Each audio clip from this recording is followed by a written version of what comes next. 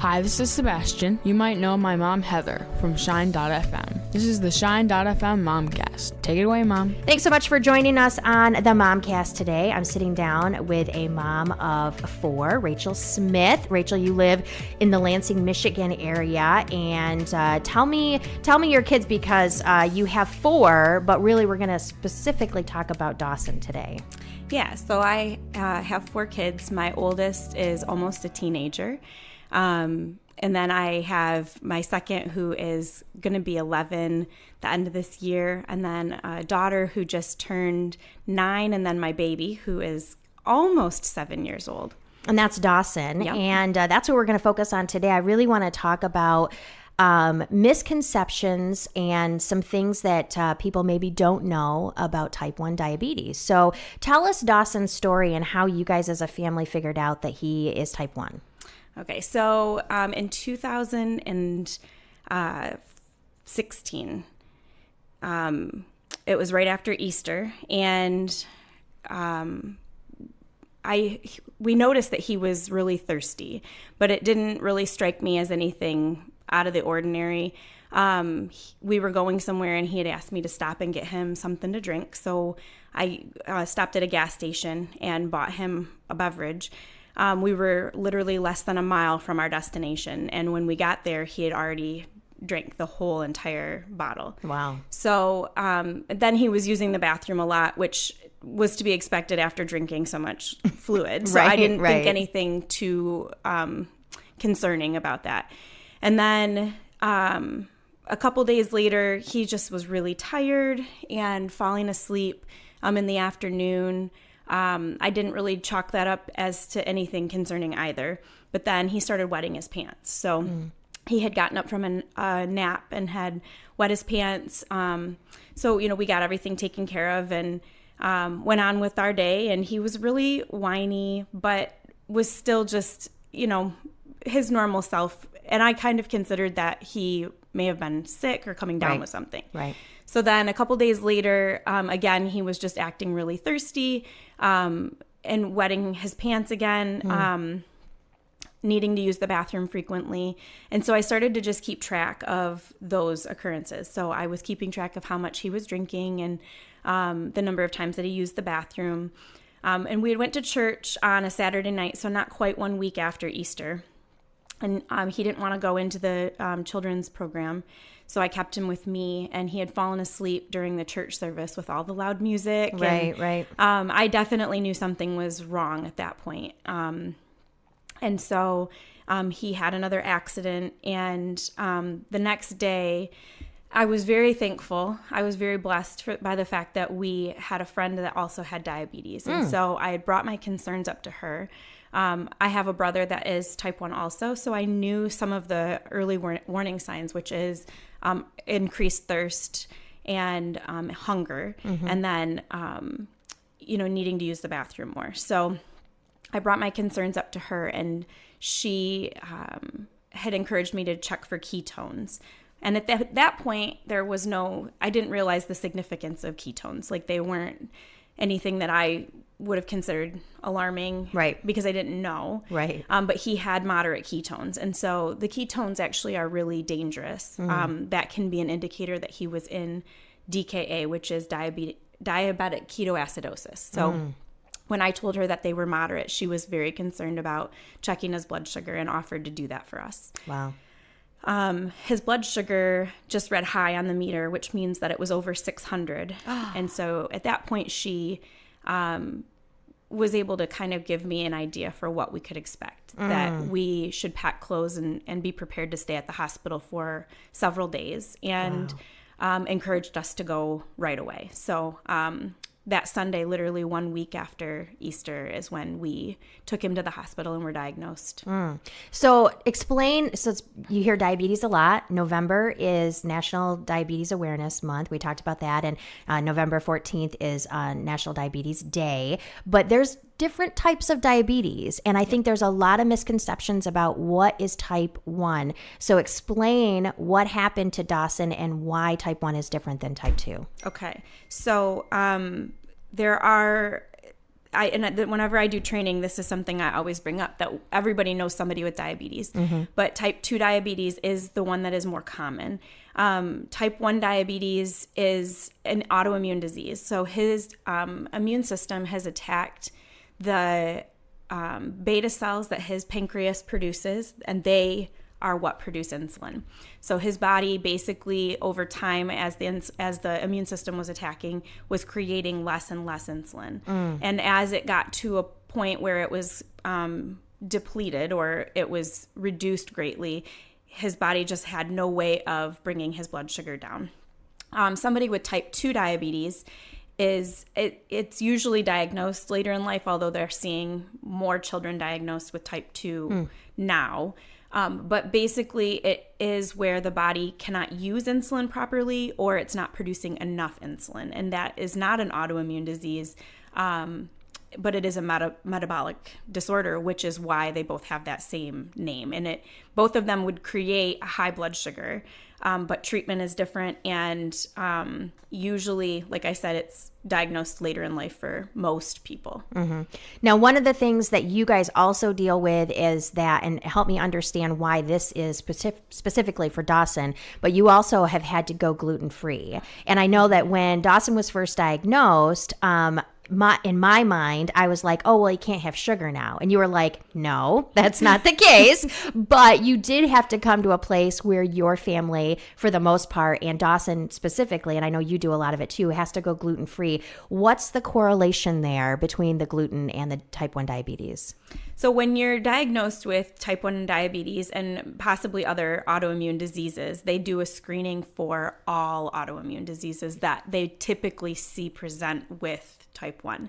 So he was screened also for autoimmune thyroid and also for celiac. And so when we received the diagnosis for type 1 and they checked for everything else, it came back positive for the antibodies or the autoantibodies for celiac disease. And so we started that whole process of getting the diagnosis, which was a little bit lengthy compared to the type 1. We had to have a scope done and had to have more blood work and just those confirmations. So we are gluten-free for him for celiac disease as well, and then continue to be screened for the thyroid because it's very common for it to show up with type 1 and celiac. Okay, and let's address the whole, I didn't think he could have sugar thing. Okay. Because that was and you need to know that there have been times when Dawson has been at my house and I have taken care of him and had to test him and that kind of thing. And so for me, this was a huge learning curve, but I think there's a lot of misconceptions out there about type 1 and how you treat it and what they can eat and how he's 7. Mm-hmm. So the thought of not being able to have candy or sugar is kind of out of the question. Although I have to admit, and I'll let you answer the question here in a minute, but I am really impressed with how Dawson has, and maybe we'll talk about this in a little bit, really in a lot of ways embraced his type 1 and has understanding that maybe in your mind a 7-year-old shouldn't have, or you would rather he didn't have, of what his body can and cannot do and what he can and cannot have. But let's address the sugar. Why is it that I would think that he couldn't have sugar, but he can, and how do you treat that? So I think that for most people who are diagnosed with type 2 diabetes, one of the first changes that they would make, especially if they're catching it early or it would be considered prediabetes, is that you would change your diet. And so the first thing would be you would cut back on your carbohydrate intake and specifically sugars. And so there's a whole market out there of sugar-free stuff that is designed and when it started for people who had diabetes and needed to limit their sugar intake. Right. Now for type 1, and this wasn't always this way, it's kind of evolved over the years, but the directions for Dawson's care is that we wouldn't change anything, but we would just dose insulin for what we're feeding him. So Basically, we have ratios that we use. And so he gets a certain amount of insulin for however many carbohydrates he eats. And that's not just sugar, it's any carbs. So mashed potatoes, those have carbs in them. And so those are something we would need to calculate how many carbs are in it so we can get a correct insulin dosage for what he's eating. Okay. There are so many misconceptions. And there are a lot of adults that say things like, you can't have that, or they're explaining to their children that Dawson, can't eat sugar, he avoids sugar, which, to be completely honest, is very false for him. He actually consumes a fair amount of sugar because that's what we use to treat low blood sugars. Oh, okay. So when we're using insulin therapy, it means that his body is more prone to a low blood sugar that could be dangerous. And the only way to correct that is to give him sugar to counteract the low blood sugar. So we have carb counts for all of the candy that we use. We have to use a fast acting carbohydrate versus something that's slower. So he can't have chocolate to use for a low blood sugar, but we can use something like Starburst or Smarties or something like that. And so we also, calculate all of that out. So he gets a certain number grams of carbs to bring up low blood sugars. And then the rest of the time as he's consuming them, we would give insulin. Right now we're using a pump, but before we were using injections. And so just to minimize the number of injections he had, we would try to keep carb consumption at like a certain time so that we could just dose with the insulin and do one injection and minimize that. But now with the pump, it's a lot easier. And so the pump is not self-sufficient. We still have to input information and tell it what to do. And so we're still carb counting and still entering that information in to give an accurate dose of insulin for him. So this is, I think, the perspective that I want to make sure that everybody understands. So every day, you, as Dawson's mom, has to be aware of what he's eating. And then, depending on what he's eating, you have to make sure. So Dawson goes to public school. He does have an aide that is with him. That aide is trained on his monitor and his pump. But there is a lot of communication that happens between the aide and you and the school every day because, what happens when Dawson forgets his lunch? Right. Which happened this morning that you told me. And so you said, what did you say to me when you said Dawson didn't have his backpack and Dawson didn't have his lunch? You said, he's not like a normal kid. Right. He can't just have hot lunch. Right. Because I wouldn't have the carb counts and I wouldn't know how to dose him, which is life or death for him. I think that's what people don't understand either, that like you don't get those carb counts right and you don't get that insulin right, then we're talking about way high or way low. Right. And you work with your doctors to make sure that you're in a safe place for him. If he's too high, how you adjust that and that kind of stuff. But every day for every meal. And he's not like every other kid. We try to find all of the ways that he is like other kids because it is difficult to be different. Right. But I think that there's also a point where we can embrace that difference and be okay with it. And, he's got a very healthy understanding of how to eat right for his body. He has an understanding of food that isn't typical for somebody his age. Right. Yeah. Right. So, those are all really great things. Those are all great qualities. But we have to monitor everything. He can't ever just go get food and eat it. We have to know what the carb count is. We have to enter it into his pump. We have to look at blood sugar and determine if it's a safe thing for him to have carbs at that point in time. It's a very delicate balance, and it takes a lot of forethought on my part. Right. But I also try really hard to let him do what the other kids do. So when he wants a snack, I try not to withhold that. I try to find some way that he can still have a snack that works for what's going on. So an example is last night, his blood sugar was running higher than normal. and he wanted something that was a sweet treat. With high blood sugar, it's common to be hungry. And the reason being is that without enough insulin, your body, the cells can't take the carbs in, and the carbs are what give you energy. So if there's not enough insulin and your blood sugar is high, you feel hungry because your cells are starving. They want something. Right. They want those carbs.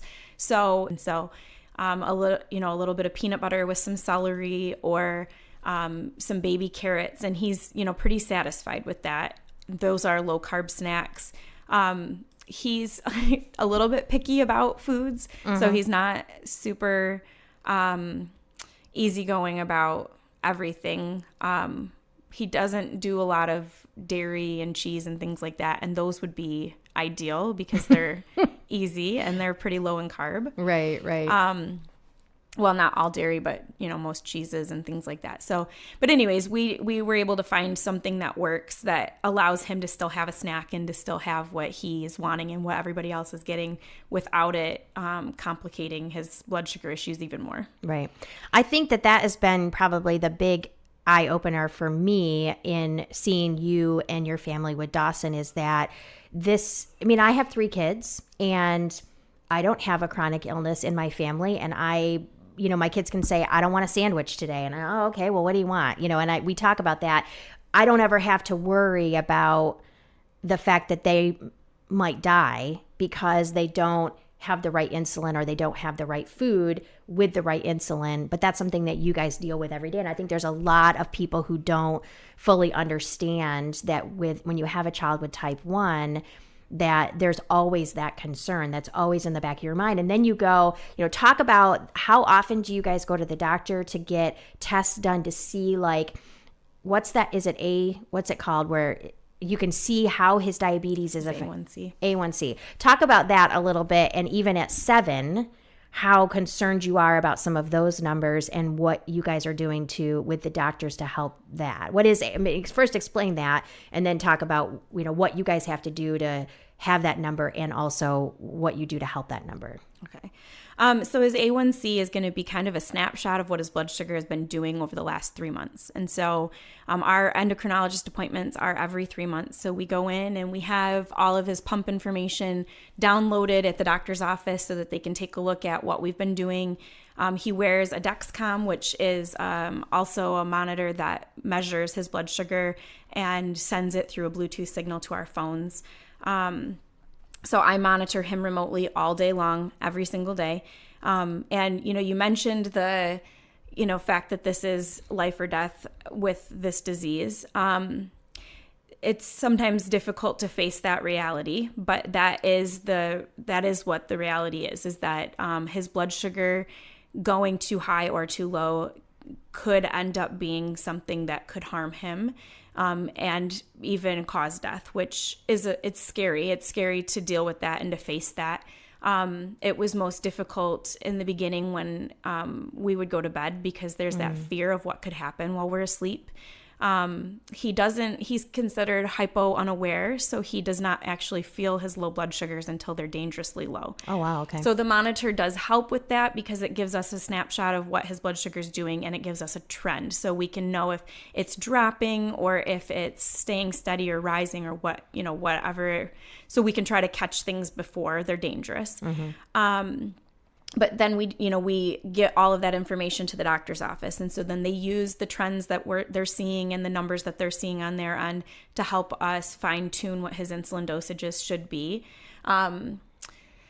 He receives 2 types of insulin. One is a basal and one is a bolus. The basal insulin is kind of a background insulin, and it runs 24 hours a day, and it's different amounts to help just keep his blood sugar numbers stable. And then a bolus would be when we give an increased dose for covering food or carbs. Okay. So the doctor goes in and he takes a look at the information that is provided through the Dexcom, and then fine tunes those insulin dosages for like what's running in the background. Just if we're seeing an increase in blood sugar at certain times a day, he can increase the amount of insulin that Dawson's getting, or decrease if we're having a lot of lows. But I'm in communication with the doctor's office on a regular basis where I call in numbers and I give them information on what's going on so that we can make those changes and fine tune all of it. The A1C is important because if the A1C is rising, then it means that he's having more high blood sugars, and we need to correct that by making sure he's getting enough insulin for his body. Okay. We aim for a goal for A1C, but we... I try to be careful about it. I don't want that to be like a report card, right. Although that's what it feels like. Right. Because really it's just a reflection of what his body is doing. It's not necessarily good or bad. As it gets higher, it's not safe. It could be harmful to his body, especially in the long run or the long term. Right. But as on a monthly basis or, when we go in every 3 months, it's a good snapshot to help us know if we need to make changes. If it's rising, then we clearly need to add more insulin. And as it gets closer to the number that the doctor would like to see it at, then we know we're kind of where we need to be and can do what we can to try to maintain that and keep it at a safe level. Mm-hmm. It's common for that number to be higher at diagnosis, and then as you make these changes and you add insulin, that number should start to come down. And then when they grow, they have growth spurts. Yeah, I was going to say, because that's the other thing or Yeah. they get sick, or Yep. that can affect those things too. And he's constantly growing, just like all of our kids are. And so you have to factor that in, right? Yeah. Well, and that's the interesting thing about it is that insulin needs change regularly based on those types of things.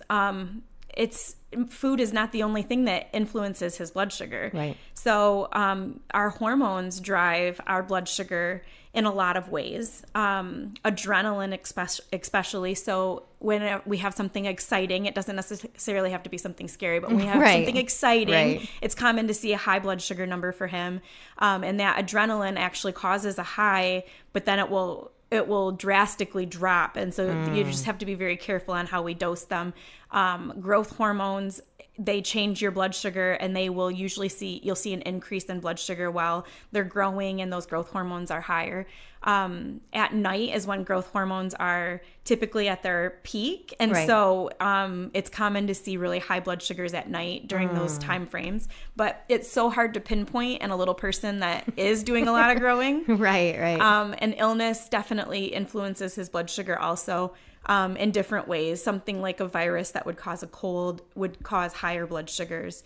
And then when he gets some kind of a stomach bug, it changes the way his body absorbs the carbohydrates, which can cause low blood sugars. So Right. you just never know. Right. Yeah. And there's not, I know, just in some of the stuff that I know that you and I've talked about, it is, you wish there were days it was an exact science, and it's the exact opposite of Correct. that. And you try, and like you said, I know, it feels like a report card, but he's a growing boy and a very active boy, and there's times when you're just not going to be able to adjust that. Okay, so one question I have for you that I probably didn't prepare you for, so you just answer it however you want to. How do you pay for all this?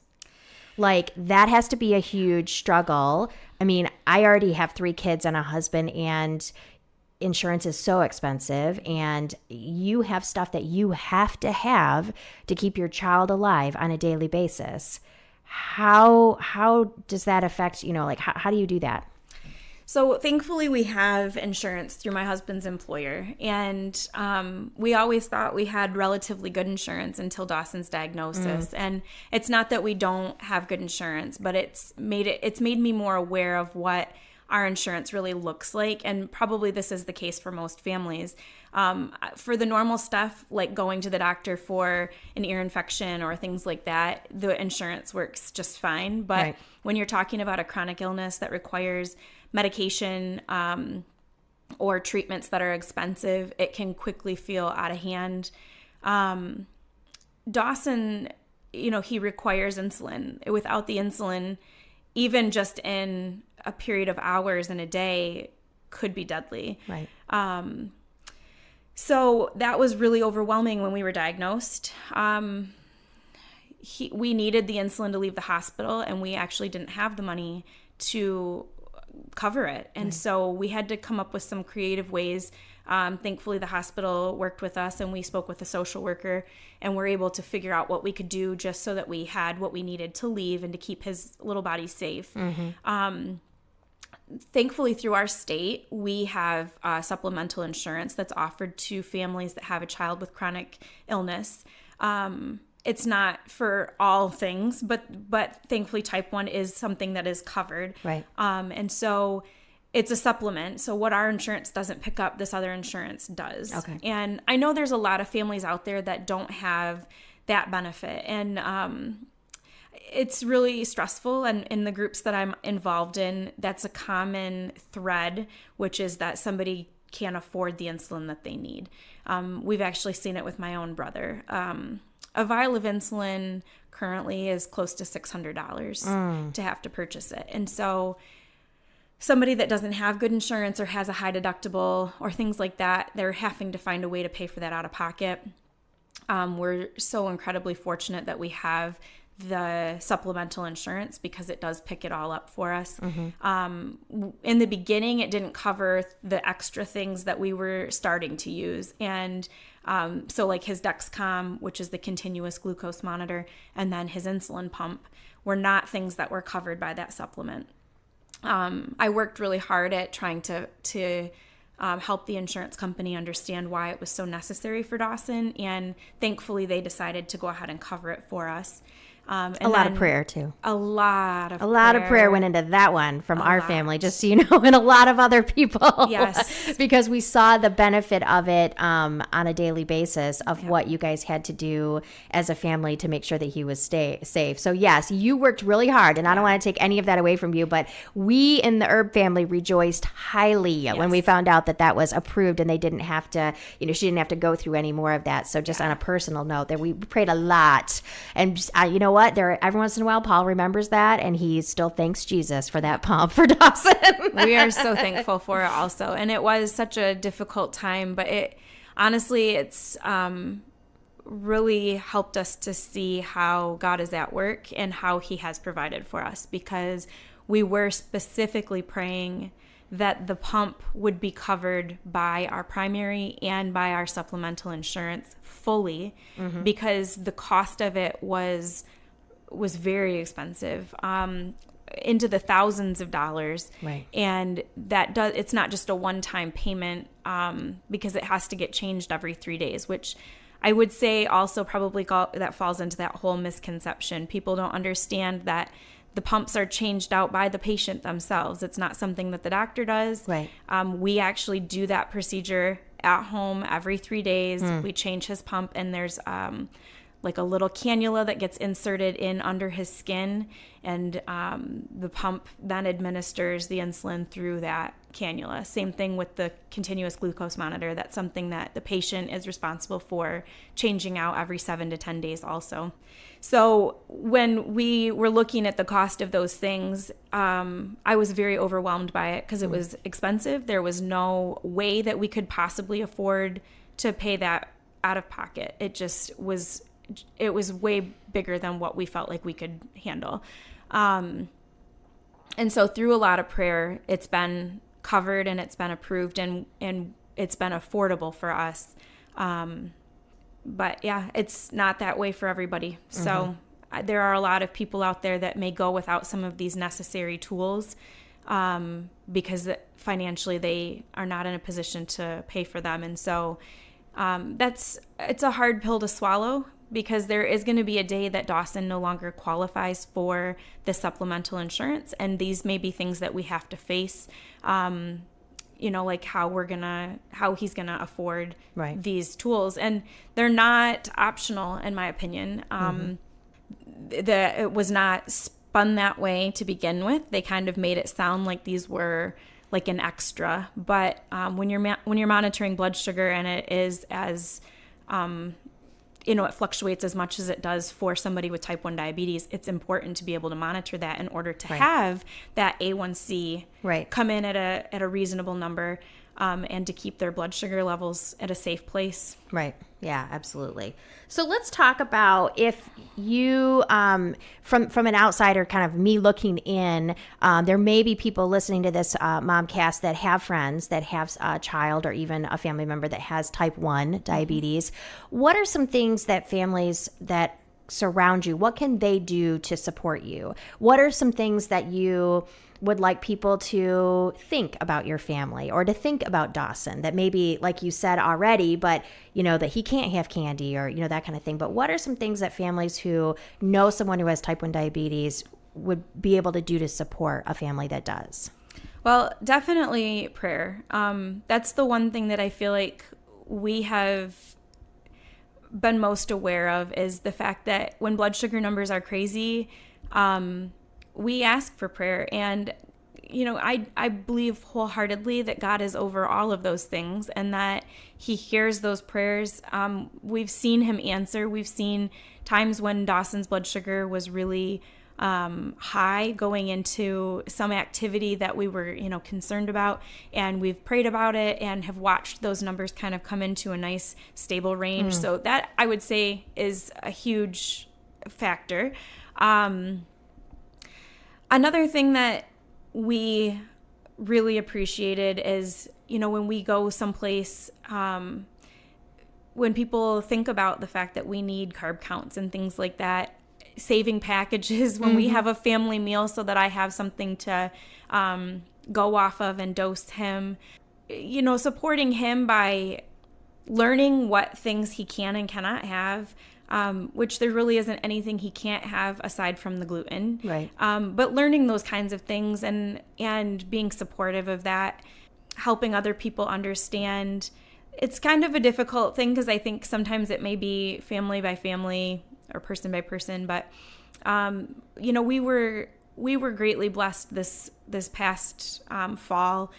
The kids had some like Halloween party or something to go to, and the person that was taking care of it made sure that I had all of the information so that Dawson could fully participate, and made sure that there were gluten-free options for him. And it was just such a wonderful moment, and he was just beyond excited that he got to participate and do what everybody else was doing. It was just a really special moment and something that stands out to me. And just being patient with that whole process. We're constantly having to pause to check blood sugars. Even though we have the continuous glucose monitor, it's not completely 100% accurate all the time, and there are times that we still have to test blood sugars or take a break because he's got a low blood sugar. And just to have that understanding and that having somebody come beside you and recognize like all that we're doing and being supportive.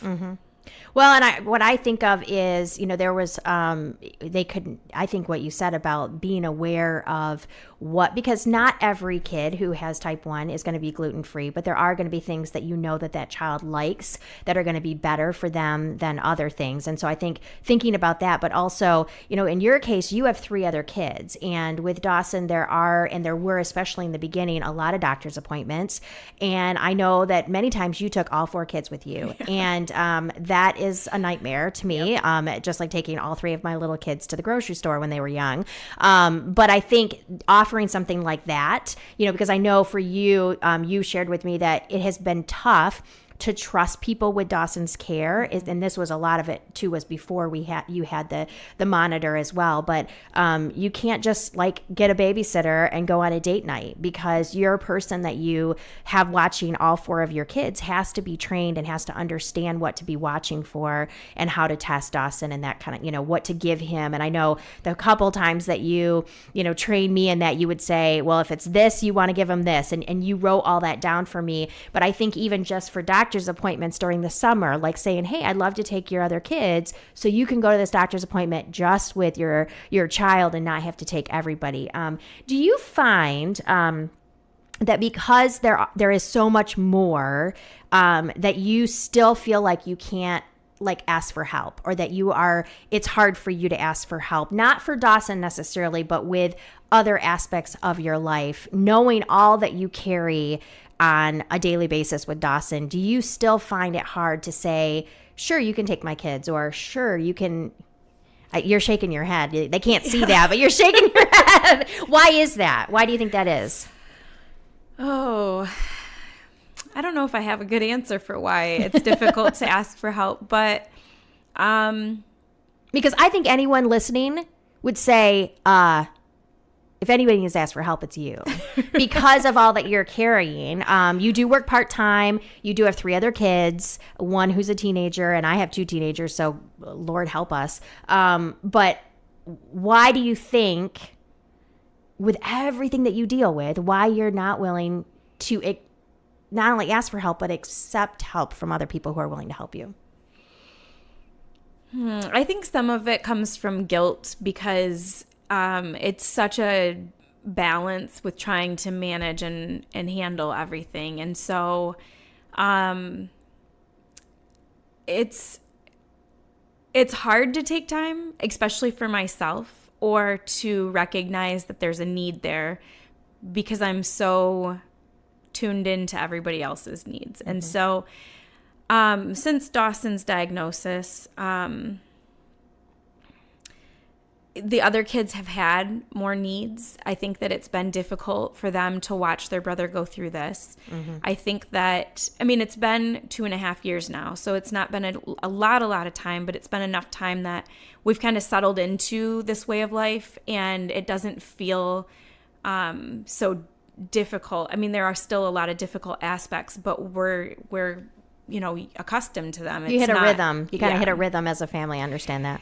And so it's gotten to a point, though, where like the other kids' needs that come up, especially because he is kind of the center of attention. His needs are more immediate. And so sometimes they get put on the back burner. And, then when I'm trying to find that balance, it's making sure that I'm taking care of what they need also. And so I think sometimes my needs get pushed aside, and I don't always take time to recognize what those are, to make sure that they're being met and cared for also. So I think that when it comes to asking for help, a lot of times that help is easier to ask for when it's for one of my people instead of it being for me. Right. But I see the value, and I know that it's important to take care of myself also, and my marriage, and those things, ultimately they kind of set the tone for everything else. And so I think I'm trying to be more aware of it, and through your prompting, I may try to ask for help and reach out a little bit more. Right. But it's definitely not easy. And especially because there are so many needs right now in our household. Which is where, I think the thing that I think about, though, is that, in all 3 of my kids, we have a joke in our family that when I give someone something that they really want, the other 2 are like, well, why did he get that and I didn't? I'm like, well, clearly I love him more than I do, or than I do you, And so that's a joke in our family. And of course, it's not true if any of my kids are listening. But, I think the thing that I look at in your family is when it comes to Dawson, like if he is low and you've got another kid in your family who's having a total meltdown tantrum over something, you cannot deal with the meltdown tantrum. You have to deal with the low blood sugar, because he could die. And I know you and I've talked about the fact that we pray and we know that God has amazing plans for Dawson's life and that God has him, but still ultimately you as his mom still feel responsible for that. And so if you were to take care of the girl in your house throwing a tantrum over the fact that she doesn't have what she wants to wear and Dawson's low, you can't deal with that. You can't deal with your girl who doesn't know what she wants to wear. You have to deal with the low, because it's life or death. I don't deal with that, Rachel. I don't deal with that on a daily basis. I'll just tell them all to be quiet and quit it, and nobody's going to die. Right. You know what I mean? And you may think that I'm being dramatic or that we're being dramatic, but if you were to live in a type 1 diabetes parent's house, you would understand that you are ever vigilant. Is that correct? You're always, even during this interview, I'm assuming that you are getting texts from your aide at the school asking what she should do for Dawson in a snack or something like that. So while I'm talking, she's texting, because that's how constant it is. Because you always have to be on top of it, and you see the doctor and then you communicate that to the teachers and to the aides. But it isn't dramatic. Like with type 1, the way that this works with insulin in the body, which I had no idea how amazing my body was that it just does that for me. Seriously, like I was like, wow, really? Like that's what your body does? Because we've obviously talked about this before, but that is how hypervigilant you have to be. So I think it's understandable for you to feel guilty when it comes to some of your other, I think a lot of moms would say, well, I feel guilty and I don't even have a kid with chronic illness. So anything else that you'd like people to know about type 1 or that, that kind of again, I know that, and we can put links in this too. There's the Juvenile Diabetes Foundation. You guys have been a part of that. Anything else you'd want people to know that you'd want to share about type 1? Well, I think one thought that came up is that World Diabetes Day is November 14th, and that is the day that Dr. Banting, who was the person that discovered insulin and its therapeutic benefits for diabetes, that's his birthday, and so we celebrate that day. And it's kind of a tricky way of celebrating because I think some people would look at it and kind of wonder what there is to celebrate about type 1 diabetes. Mm-hmm. But we do celebrate Dawson's day of diagnosis as one more year that he has been a warrior through all of this, that he's been very strong, and he's been so brave through all of the finger pokes and the pump changes and the Dexcom changes and the injections. We really try to build him up and help him realize how strong he really is. And I think that it's great to have other people support that and to also recognize what people in the type 1 community go through as caregivers, as siblings, and as the patient themselves. There's a lot of sacrifice that goes on behind the scenes that most people don't have any awareness of because so much of it can be monitored and controlled without it being something that other people see. Right.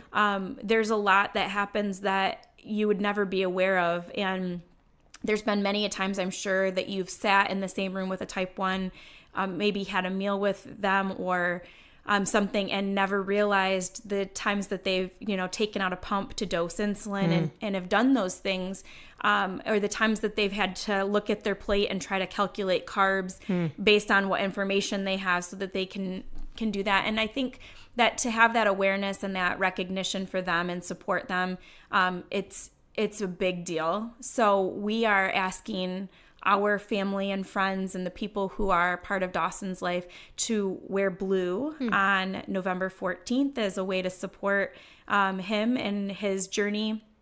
And I think the other thing with type 1 that would be helpful for people to know is that that you understand like what they're going through, to have some validation to the fact that this is a difficult journey.